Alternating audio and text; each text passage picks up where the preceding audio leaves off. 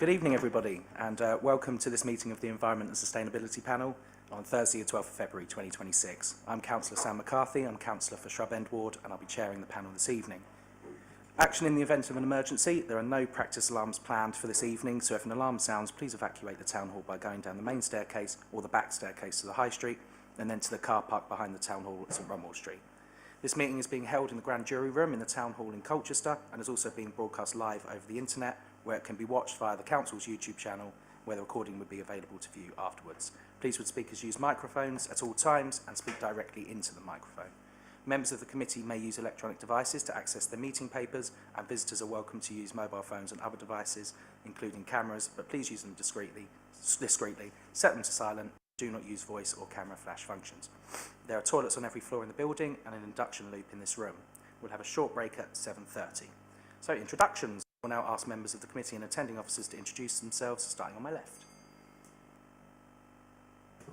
Simon Cairns, Head of Planning and Sustainability. Simon Davison, Sustainability and Climate Change Manager. Marianne Capp, Sustainability and Climate Change Officer. Catherine Spindler, Councillor for Saints Ward. Richard Bourne, Newtown and Christchurch Ward. Councillor Kayleigh Rippingale, Newtown and Christchurch Ward. And Councillor Kevin Bentley, Councillor for Markstown and Lair Ward. Matthew Evans, Democratic Services Officer. Thanks very much, everyone. So we have got substitutions tonight. We have Councillor Sunnox in for Councillor Lissamore, but we haven't got Councillor Sunnox with us as of yet. Are we expecting him? Yeah. He is expected. Okay, so pending. Urgent items. There are no urgent items this evening. Item 4, declarations of interest. Have we any? Nope. Okay, and minutes of the previous meeting. Committee is invited to confirm that the minutes of the meeting held on 9th of October are a correct record. All agreed? Happy days. Okay, have your say. We haven't got any have your say either. So we will move straight on to the first substantive item, which is the Climate Emergency Action Plan year-end update, and I'll hand over to Simon and Marianne. Good evening, councillors. So we have been carrying out a review of the Climate Emergency Action Plan. The plan currently consists of 8 themes and almost 50 actions. Themes are reducing emissions from our buildings and fleet, producing renewable energy, enhancing biodiversity and protecting our environment, supporting active travel, improving air quality, provide sustainable waste management and support residents to reduce, reuse and recycle, working with others to take environmental action, sustainable planning, economy and in energy efficient homes, and changing the way we work. So during the updates, we found that there are several actions from the current Climate Emergency Action Plan that reflect a focus of the priorities that will take us up to the local government reorganisation and beyond. These items are a comprehensive evaluation of the solar PV potential for the corporate and leased estate, energy auditing and delivering of energy efficiency measures in council buildings such as Leisure World, development of early plans for supporting renewable energy generation in Colchester. We're working with communities in Colchester to support energy efficiency measures and renewable energy generation. Continuing to increase the council's understanding and awareness of climate change risks that may affect council operations, including ways that those operations can adapt to a changing climate, and continuing our excellent work on air quality and behavioural changes towards active travel. So the comprehensive review of the Climate Emergency Action Plan has been undertaken, and it should be in the packs, I believe. The review was carried out to identify the percentage of actions completed or outstanding and the opportunity for any further actions. The review shows that since 2019 we have achieved 73% of the actions set out in the Climate Emergency Action Plan. The most up-to-date version of the Climate Emergency Action Plan to 2028 will be published on the website after this meeting. So the review of the action plan also identifies that there were areas in the plan that required attention, and that a revision of the plan should ensure that there would be a logical rationale behind each new action and ensure that actions were specific, measurable, achievable, relevant and time-bound. All actions would require an assessment of associated positive and negative risks. Actions are identified as being either adaptation or mitigation measures, and that the action plan would have an increased focus on adaptation measures. The new template will further embed sustainability and climate change within council operations by ensuring that the plan is relevant to all service areas, and that the existing plan has been mapped into the new format to begin the process, and key themes have been retained and are now relevant to each service area. So the next step in the process is to embed sustainability and climate change further for consideration into every service area. So the action will be to engage with the representatives from each service area to explore ways to work collectively towards continual improvement in environmental sustainability. We've got slides. Have we got slides?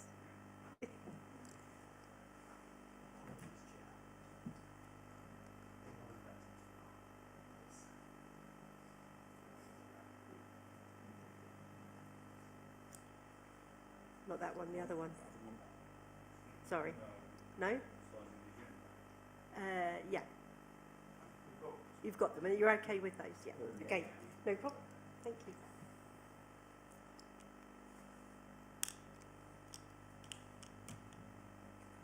So we're just looking with the slides. We've also asked if there's anything else you want us to consider within the emergency action plan.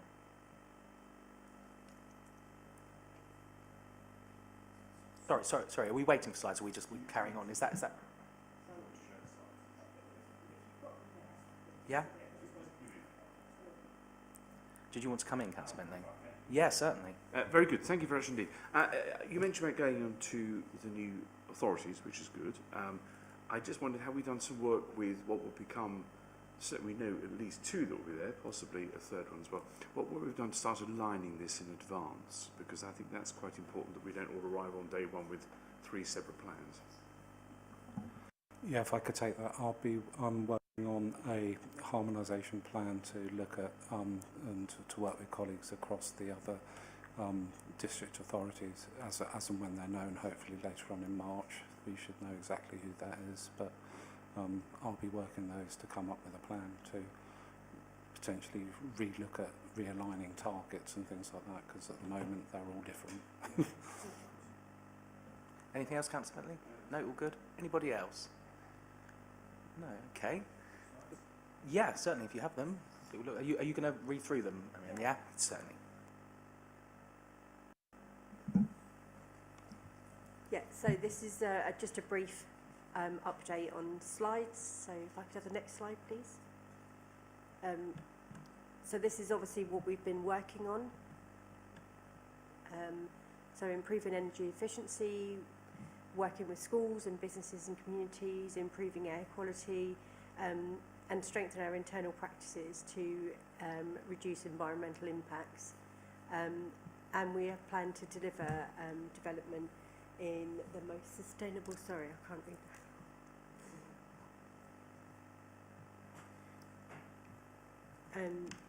So deliver development in the most sustainable locations with increased tree canopy coverage. That's what we were working on.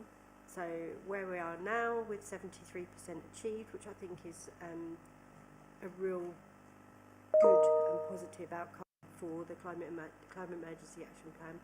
So we then broke down the percentage of those areas where we have been working. So community engagement, internal practices and adaptation. That's the next slide on, please, sorry. Next slide, please. Yeah, this one. And working on sustainable travel, resident support and education, waste and recycling, biodiversity and green spaces, energy policy, and so we've covered a real variety of areas there. Next slide, please. So these actions have reduced carbon emissions from council operations and community projects, improved air and water quality, increased access to sustainable travel options, supported biodiversity and enhanced green spaces, and empowered residents, schools and businesses to take climate action. So what next? So the next slide and the next one, please.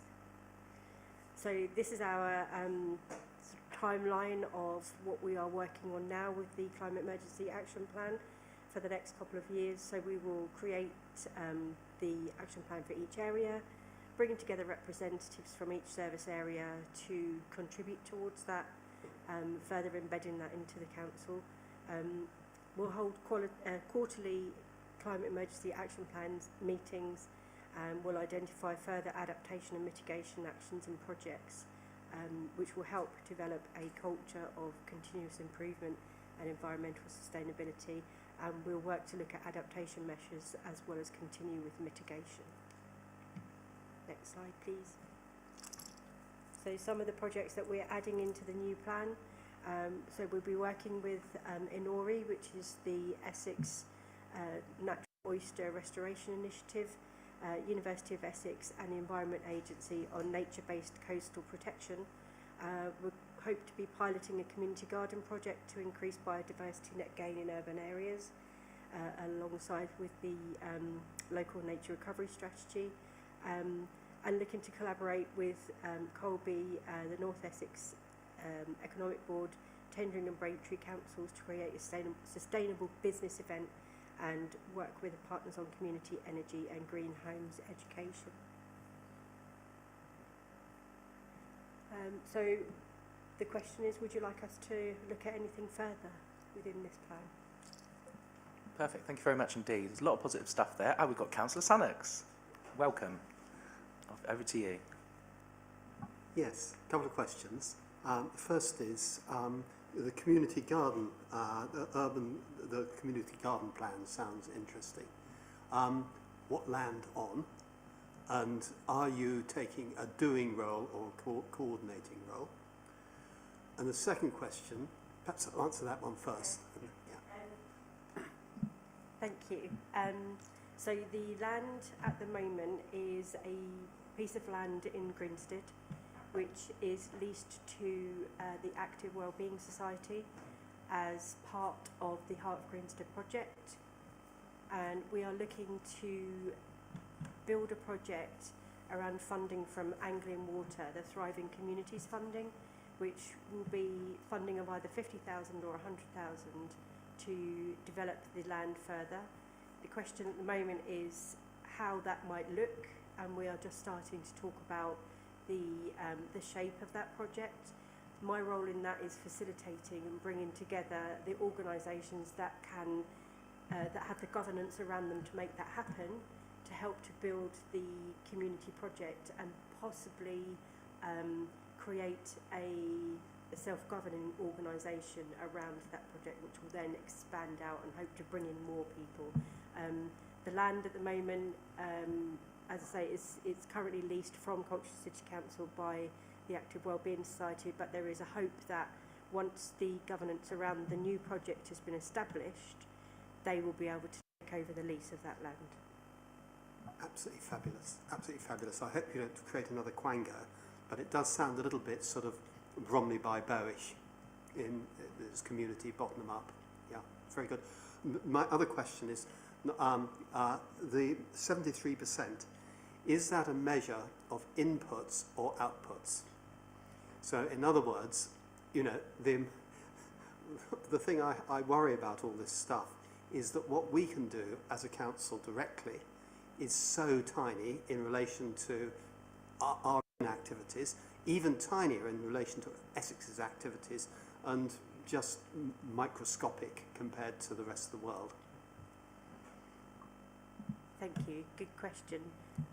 To get that percentage, I did a complete review of the plan, and so the plan review was done sort of October through to December, and each of the actions that were on the plan, I spoke to each of the teams to find out whether those actions were completed.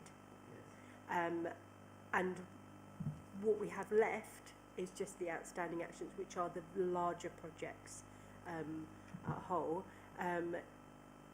in terms of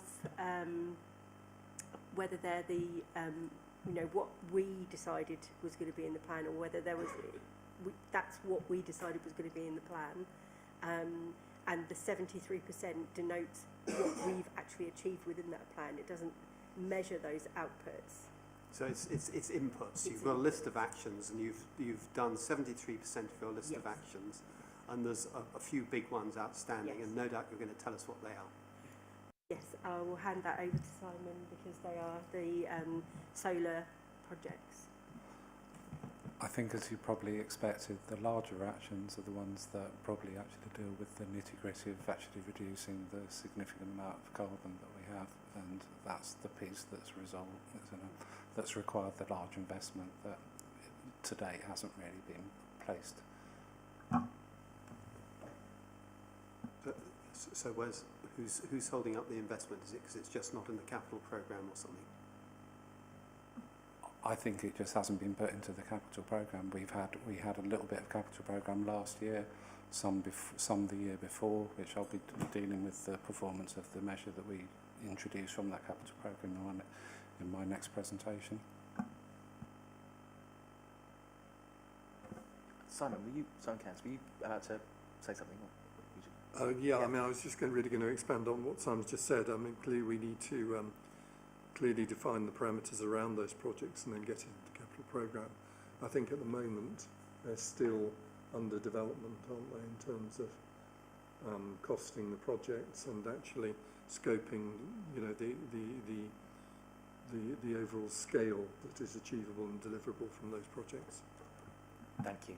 Anything else? Oh, sorry. Sorry, yeah, and if I can just expand on that, it's part of the piece of work that I took to scrutiny in the end of 24, which was to report back later on this year, which was looking at effectively, are we dealing with an emergency? Have we been able to put the money, where our collective mouth is as required, and what we're going to do about it? And obviously, in light of what is happening with local government reform, we've had to then review how we approach that as well, because effectively we're going to be working towards a target where we're no longer going to be an authority by the time we reach that target. So that goes back to the piece of work I'm undergoing at the moment, looking at harmonisation, looking at realigning target, if that answers the question better. Certainly does. So, yeah, I was just going to expand a little further to say, and again, the slightly greater focus on embedding the CEAP within each service area, so it's actually baked in to what we do within each service area, rather than something that's, if you like, a topping on what we do. Brilliant. Thank you very much. Councillor Bentley. Thank you. So again, very good. I think the homework question is what else can you do, isn't it? And this has been very good. So I'm going to just go back to what I asked before. We are 15 months away from the shadow authority elections, which is a blink of an eye. And therefore, while great work here, one of the things we ought to be doing is sitting down with all the services. So there will be one planning department, not three, as we currently have, possibly four into one. We should be, I use that as one example because you're here, but there are many other examples. There is the waste, currently between 3-4 districts and a county. That will come into one. Should we not be holding those meetings now, so we can put our plan, say that's our plan, and try and marry them up? Should we not be getting into those services now? Because once the new once the new authorities are in place, they don't become sovereign until 28. On the other hand, they will start putting plans in place.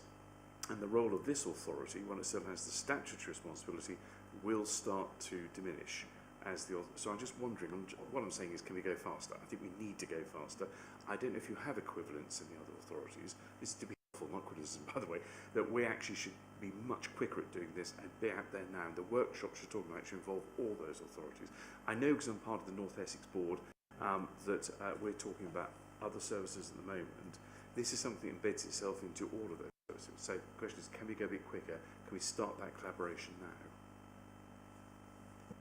Over to you guys. Simon Cairns. Yes, I think is the answer, and I think as Simon's set out, clearly the March announcement is going to be key, so we know who we're working with, and then we can take this forward and accelerate. But yes, totally agree. Brilliant. Anybody else? Councillor Spindler.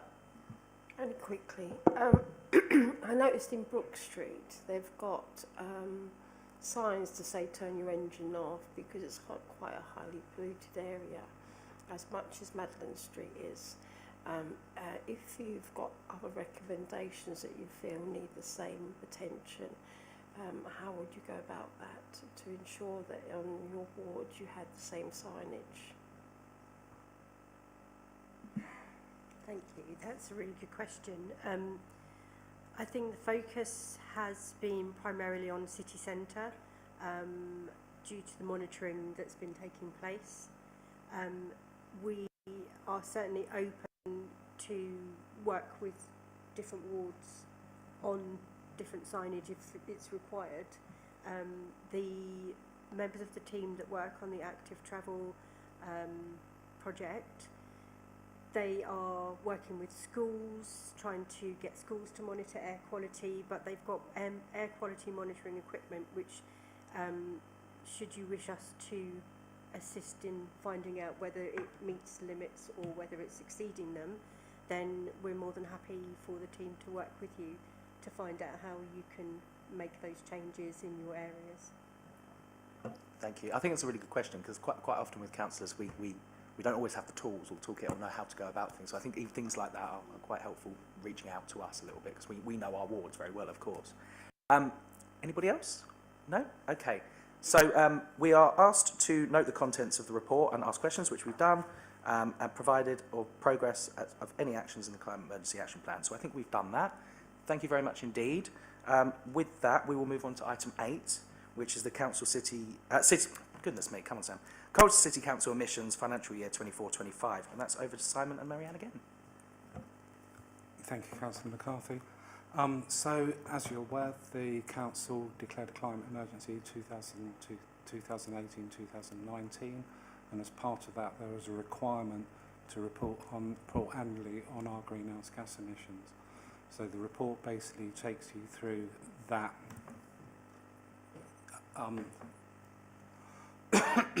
Excuse me.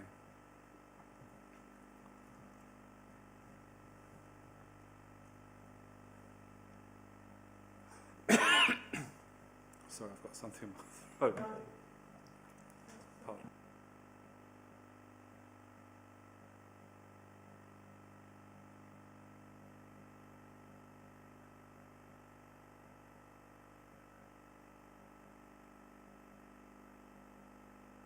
Okay. So, I'll start again. So, the Council reports its emissions in tonnes of CO2 equivalent, and there's a range of different greenhouse gas emissions from the Council operations, which include carbon dioxide, methane, nitrous oxides, and more. All greenhouse gas emissions have different global warming potentials, and as far as our report, we report all of these as carbon dioxide equivalent. The Council calculates its emissions using the emissions factors, which are published by DEFRA on an annual basis, and uses guidance from the Greenhouse Gas Protocol, which is the internationally recognised standard to use to define our emissions and how we report on them. The Council reports from an organisational point of view, which means that we only select the emissions of which the Council is directly operationally responsible for. So, for instance, we do not report on the emissions from our HRA, from CBH or our arm's length organisations. The report is split into 3 scopes. Scope 1 are direct emissions, which arise from activities of an organisation, including the fuel consumption on site, including that from gas boilers and fuel used in fleet vehicles. Scope 2 emissions are the indirect emissions, which generally come from electricity, which has been transported from areas of generation where the fuels are burnt there. And then limited amount of Scope 3 emissions, which are all the other indirect emissions, which can come from activities which would, say, for instance, be business travel, waste production, or contractors that the organisation has employed. So if I could have the slides, please. whilst the slides are loading, I see Councillor Sunnock's indicating. Do you want to come in very quickly? Yes, I'd really love to go through. I'm sorry, this is the accountant in me. I'd love Yeah. to go through these numbers and Yeah. understand exactly where they come from a little bit more. Some quite big numbers here. So is it like whack-a-mole where you whack down one thing and it pops up somewhere else? Just take us down the big numbers on this list. You know, we've got a 44.7% reduction in LNG usage. Is that we've given up? So if you Yeah. bring so the slide you're referring to is the donut slide. Correct? Yeah, I was going to say, did you want to go through the slides first? And then I didn't know it was going to be quite a big question like that. So Yeah. Yes. yeah, Okay. yeah, we might that do at the slides end, first yeah. and then Yeah. just No, choose but one. then everyone can see what you're referring to. Yeah. Okay, cool. So basically, that's the slide I wanted to bring up, if that's okay, Matt. This one? Yeah, that's great. So this is actually a breakdown of the council emissions by sector. So 47% isn't a reduction. That is 40% of our emissions are from gas and liquefied natural gas.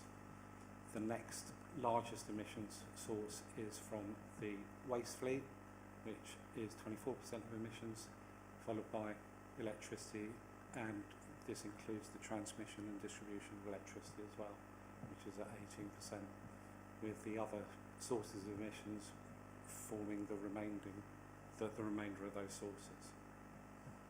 So does that clarify? It comes further on the table I was looking at. It comes further on. Okay. Keep going. So Yeah. if you have the next slide, please. So this shows the transition since we declared the climate emergency and takes those same sector emissions by sector over the last 7 years. So you can see that the chart drops down quite significantly to the pandemic year and then starts to increase significantly after that. And since 2021-22, we've seen a steady reduction. However, over the last couple of years, things really have just sort of planed out and we haven't seen a great reduction. Last year, the reduction was only about 5%. So I haven't got a slide for this, Councillor Sunnock's, but this is the table that you were asking the question on, is it? So if you could all look at the table one. I think it's the one that comes next.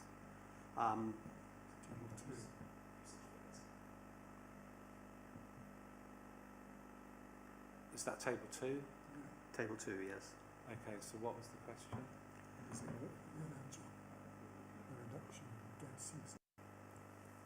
Yeah, so this is liquefied natural gas. Yep. So there's a 44% reduction. And if you look at the analysis of the results section after that in the report, it says that we're investigating why that is the case.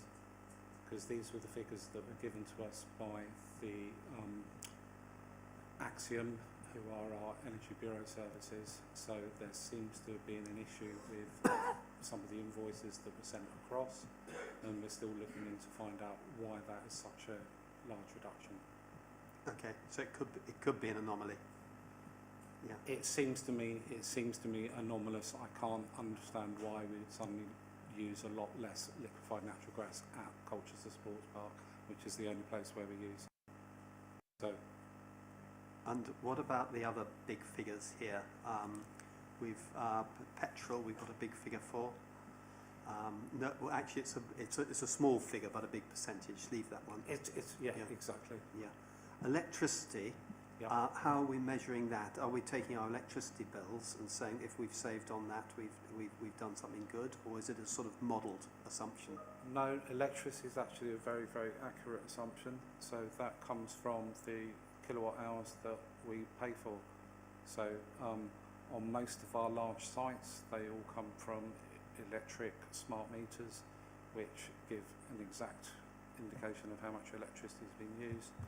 On some of our smaller sites, some of our street lights and things like that, where you've got old style meters, there may be a little bit of an estimated billing, but through our sort of improved energy management services, we've tried to keep that down to a minimum. So I'd say there's probably a sort of margin of error of maybe sort of less than 1%, I'd imagine, on those figures for electricity. Home working is surprisingly going the other way. It's gone up by 33%.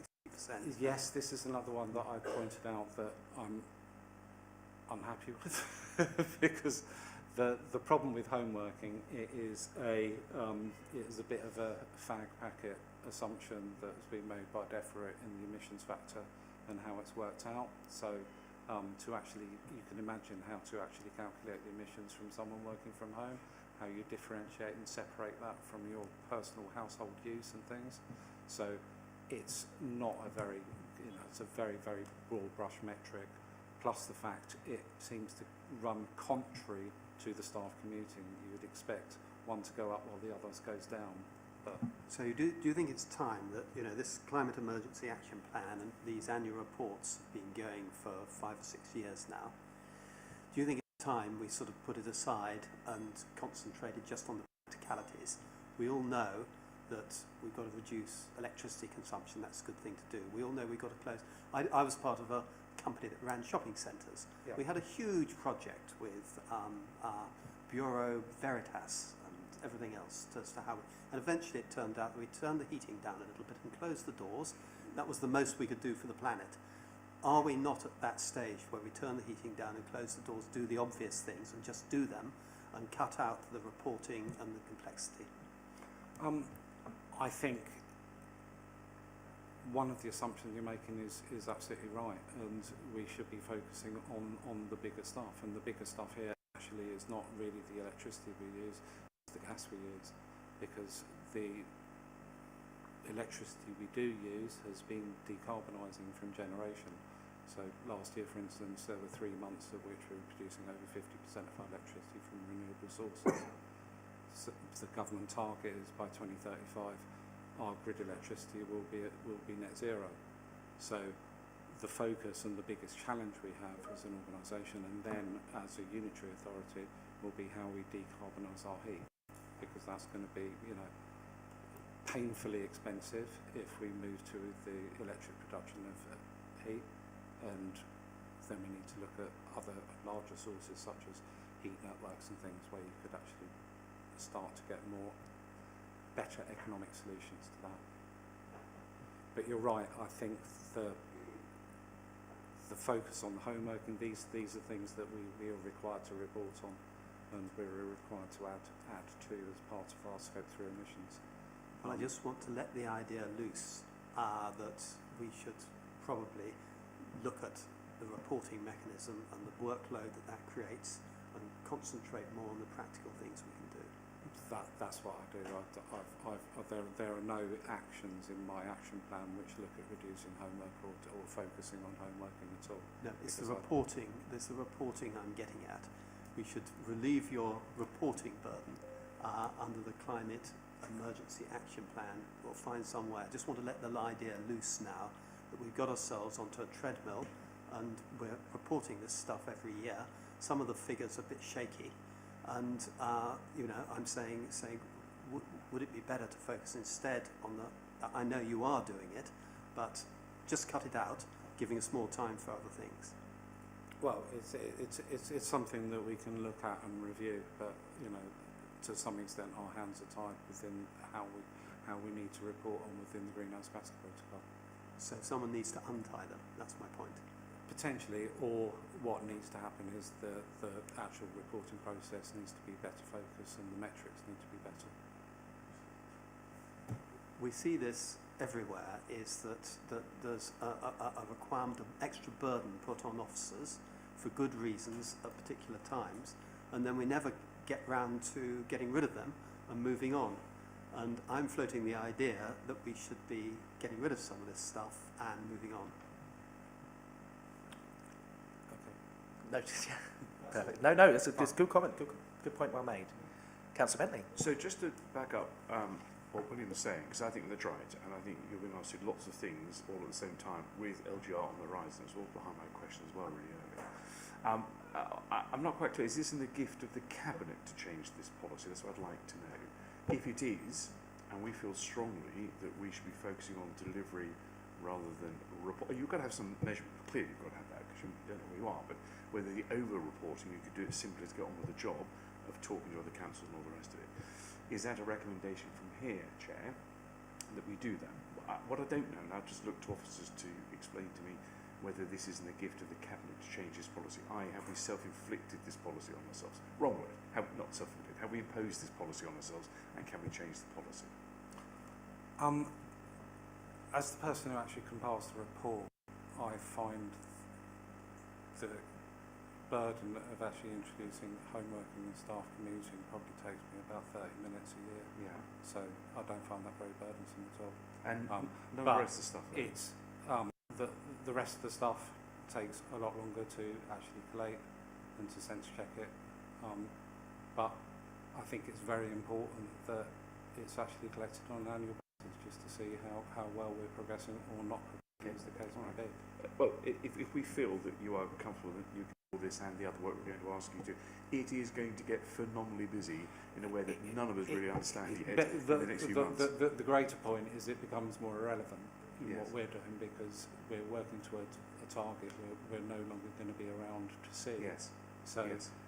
this is a greater piece of work about harmonising and about Okay. realigning the footprint, because not only are we going to merge with other authorities, we're going to be taking on new services which we previously didn't report emissions on. I would just say you're not merging on authorities, you're creating a new Oh, authority. well, yeah, There's no merger but- going on, it's creating a new Yeah. authority. Thank you. Okay. That's And that brings, interesting. well, no, the reason I'm mentioning it because it's quite an important distinction.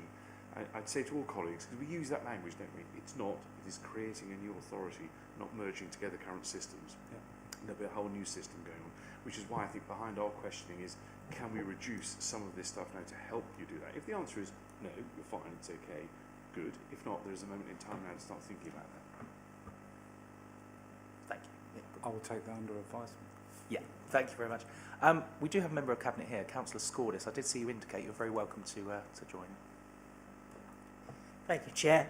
So I've obviously covered some of this under my portfolio, and I mean, I think a lot of the gift actually of this will probably be within the committee, because obviously Simon's reporting back to the committee. But I think it's important that we do have this information, one, for transparency around what the council is doing around this. And I think, as we've highlighted with LGR, this is very important, actually, information to have. There's going to be a big piece on Leisure World in a sec, which is going to be either the prize or burden of the future authority that has a lot of issues around emissions. So I think this is pretty important work that is happening as we move into that arena. But as I say, I think a lot of this, I may be wrong, does come under the committee of whether the committee wants this before them or wants to discuss it as much as they are. But obviously I can check if committee does recommend it to Cabinet, I can check the process. As Kevin knows, it can be a bit weird being on Cabinet. You sometimes don't know what process it always links to. But yeah. Well, I think sometimes even you guys get it wrong, so that's fine. But anyway, yeah, so I think there is some good work that Simon is doing. As I say, it doesn't take the biggest burden, and it does always show how we can improve. Because whoever takes a unitary won't just take Leisure World, they'll probably take the Town Hall. You've got also Rowan House, of where we want to keep that as well, and other assets we have. So I think it is important work. It's just whether this committee really wants to come before them, Chair. Thank you very much indeed. I think that's very helpful. I think the comments that Councillor Sunners, Councillor Bentley made, you've noted, we can absolutely recommend to Cabinet. It is in our gift because, you know, we set the work programme here, so we could say we don't need this next year, just crack on. So that is in our gift. You've noted it. I think we leave it there. Anything else from anyone else? No? Simon, is there anything from you? Well, I could finish Oh, the report. yes, I'm sorry. I That's do beg your right. pardon. I'd forgotten we'd kind of chopped it up, haven't we? No, that's Please okay. carry on. I do beg your pardon. So, is everyone kind of happy where we were with the report as far as you've read that bit? In that case, I won't go any further into it. The second part of the presentation was really just looking at two of the projects that we installed at Leisure World. One was installed using the money that we got from Sport England, and the other one was installed using capital funding. So I'll deal with the first project, which was the pool water reclamation scheme, which was using electrocoagulation to filter the impurities out of water and then return the water back to the pool. So the inherent energy saving is the water's being dragged off the pool at 28, 29 degrees. We're treating it, and then it's being returned to the pool at 26, 27 degrees, whereas previously the water would just be put through a sand filter and sent to sewer, with the new fresh water being treated, brought up to temperature from 10 degrees to 29 degrees. So obviously you're not only saving water, but you're also saving the energy from that. The bottom line, so if you could show the next slide, or if everyone's looking at that slide, so it's the chart on slide 5, sorry. If you could, sorry, yeah, sure.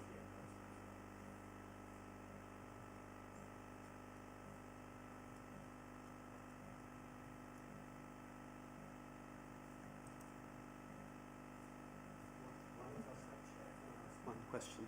Certainly can. Does the filtration system just take out the particles, Yeah. or does it take out the nasty things that the children do in swimming pools? It takes out all the nasty stuff, and then it's got UV at the end of it, which kills everything else. What it doesn't do, which is one of the issues, is that it doesn't treat total dissolved solids, which sounds worse than it is. And total dissolved solids are generally the chlorine and all of the chemicals that are used to treat the pool. And obviously this system doesn't clean those because they are cleaning agents anyway. So if you look at the total savings here, it saved a total of £6,850 over the year. That was against expected savings of just under 30,000. And one of the reasons behind that is because the total dissolved solids, which we have to have a legal limit, which must be retained, that we were not reaching that, so therefore we had to use the backwash facility more often than was predicted at the outset of the project. We've looked into the potential reasons why that's the case, and we found that there was possibly a bit of over-promise at the beginning from the contractor, and there's also possibly some further training that may be required within the contractors to how they utilise the system. It's a relatively simple system to use, but we're working to improve that, and the recent report that I looked at last week showed that things were improving that way. And how much was the capital expenditure on this system? The capital expense was 35,000. So that's good. And it was done by the sustainability team or by the leisure team? Who project managed it? It was project managed by our energy manager, and it started to be project managed by Ben Plummer, and then it was managed by George Phillips. So Ben was overseeing the Sport England funding, so he had help from George Phillips, and then I was basically the project sponsor on that. Great, fantastic. Thanks. Cool, thank you very much. Right, I'm going to let you do your presentation now. So if you look at the next slide, sorry, let's take them through. Next, please. Next, please. Next, please. So if you look at this slide, this rather complicated one, this gives a systematic diagram of the water filtration system and how it operates. Now, there is a proposal that's being looked at which would look at rainwater harvesting. So you'd collect the rainwater on the significantly large roof space of Leisure World, and you'd use that water as the water would be used to top up the boilers, and also then can be used to top up the pool.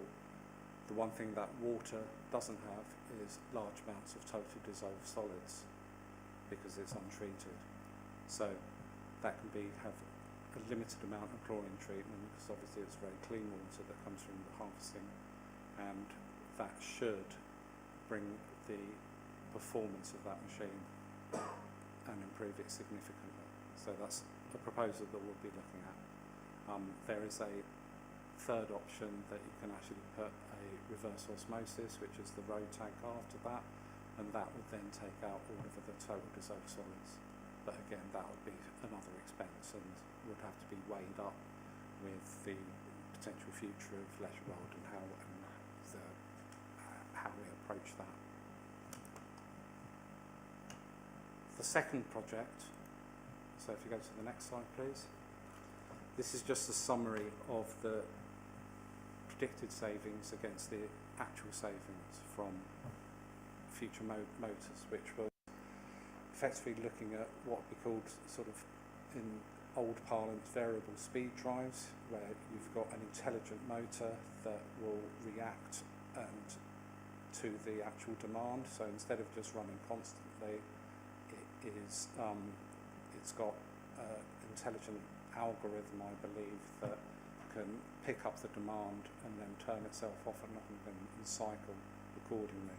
So the initial installation cost was predicted at 95,000. It came in at 81,000 and predicted of a cost saving of £31,000 a year compared to the actual savings, which was £62,000 a year. So a significant amount of money saved, especially as we didn't actually pay for it, because this came from the Sport England funding. So that's been reported back to Sport England, and we've done quite a lot of knowledge sharing with them, and then try to tell our partners and in other councils with leisure centres that this is something that's worked really well. So we're looking, the original investment from Sport England covered about half of the motors at Leisure World, so we're now developing another proposal to cover the rest of those motors.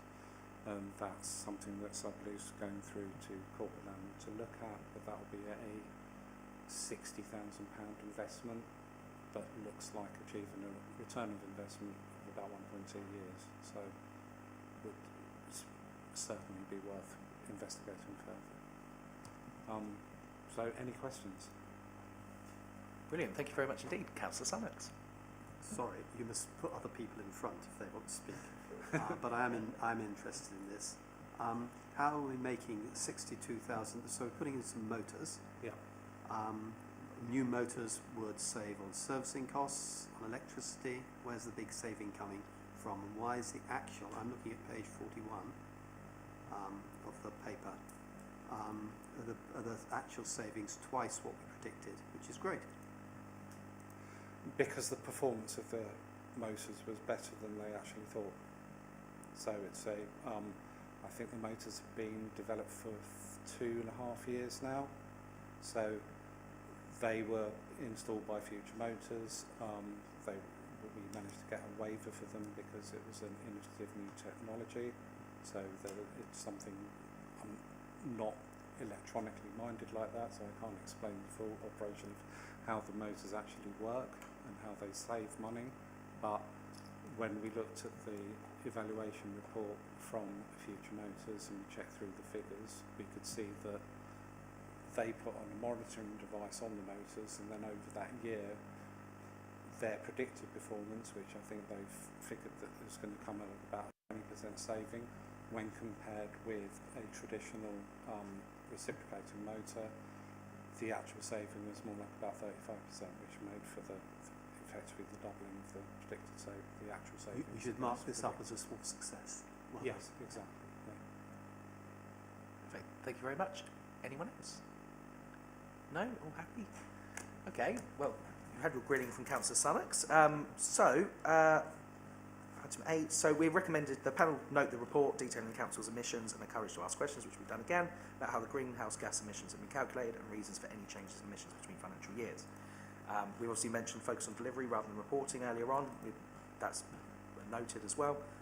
So all agreed, all good to move on? Perfect. Okay, item 9, which is the annual environment and sustainability report 25-26. I'm going to hand over to Matthew. Thanks, Chair. This is a report. So the panel had new terms of reference, and this report satisfies a requirement in the terms of reference that it reports back to Cabinet on an annual basis, detailing the actions that it's taken to monitor the progress being made towards the Council's carbon reduction gains. So this report is largely factual. It sets out the areas that the panel's considered, the recommendations that it's made, and that will, if it's approved, go into Cabinet with any amendments that you wish to make to satisfy the terms of reference. Perfect. Thank you very much. Thank you. Well, I'm very happy with it. I assume everybody else has seen it.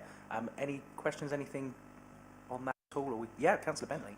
It's not a question, it's an observation. Thank you, a good piece of work. I'm very keen, I'm about to give you some work potentially, I'm very keen that when such reports say, we did this in scrutiny many years ago and I was there, that when this presented to Cabinet, you go as our chair to present that. You may have thought that already, but I wouldn't want to just be another report that's noted and moved on. This is such important work, and if your presence is there, then you can present it, I think. If that's okay, I'm just giving you some work. It's a good idea, I think. Absolutely. No, it's a conversation Matthew and I had yesterday or the day before. So absolutely, yes, it was a case of let's go, let's show what we've done. I mean, we only have 3 meetings a year, but that's what we've achieved in that time. So absolutely. Councillor Spindler, did I see your hand at all? Or you just, no, you just, a nice smile for me. Thank you. I appreciate it. Okay, perfect. So that one is just to consider and comment on the draft annual report, which we've done, and recommend it to Cabinet, which we have done. Perfect. Thank you. Okay, item 10 is the work programme. Over to Matt again. Thanks, Chair. So, yes, standard item. I'll take it as read. This is the last meeting of this municipal year. The only thing that I'd draw the panel's attention to on the work programme is there was a suggestion that reporting be considered on the River Colne, and my understanding is that officers are still exploring some of the avenues that may be of relevance to the panel, and so although that hasn't made it onto the work programme this year, it hasn't yet been abandoned. So just to give the panel that assurance, thank you. Thank you. Yeah, that's certainly something that we've discussed in the past when we had our Have Your Say last year, whenever it was now. So it's something we look forward to looking at in the new municipal year, potentially. On that note, Councillor Bentley. Well, yes, fine. Of course, we have elections in Colchester. There might be a new administration, we don't know. However, on the basis of this committee stays, and what I've said before, I think we should make LGR a standing item for progress of where we are on the issues I've raised before, by way of being supportive. I'm also starting to think if there are equivalent committees to this in these other authorities, we should be having joint meetings. I keep raising this because we can't keep operating as individual councils as we move towards this. We've got to combine ourselves faster and quicker, not just wait for the 31st of March 2027, 8, for us all to stop and then the next lot take over. So I would just encourage if we could do that, to look at that and actually help our officers in making sure all that happens as well. I think it's a really good idea. Matt, will you just note that? Because obviously this is the last meeting of this municipal year, so that would be really cool, and I totally agree with you. Councillor Bourne. Yes, it's really about the same thing, and I was going to intervene earlier, but I think this is probably a more appropriate place. I mean, there is some learning out there about reorganisation, am I allowed to call it a reorganisation, of public sector bodies, and nearly all of it is entirely negative. And I think Councillor Bentley is absolutely correct to try and get everyone to think through, what are we going to do in the interim, and what do we do now that's nailed down to be appropriate after the interim.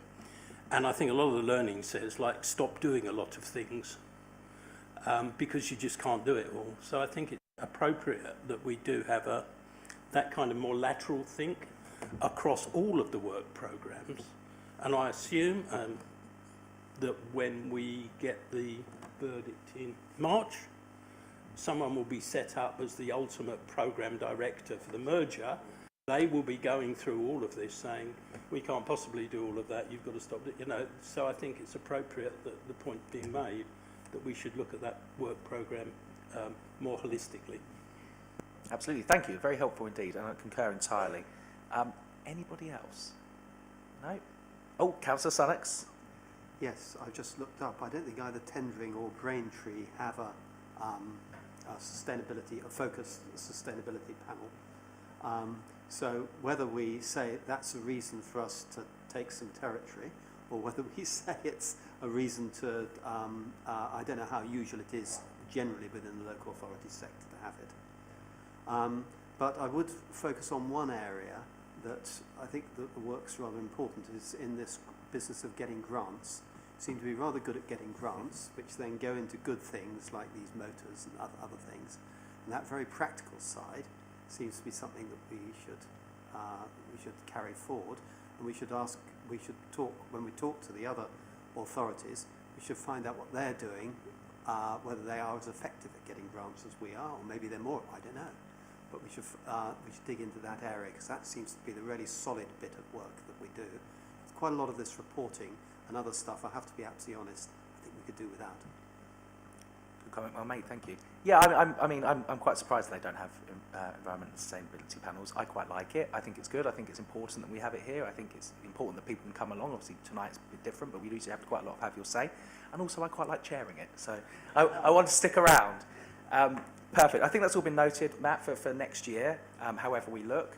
And on that note, I will close the meeting. That's it. Thank you very much, everybody. Thank you.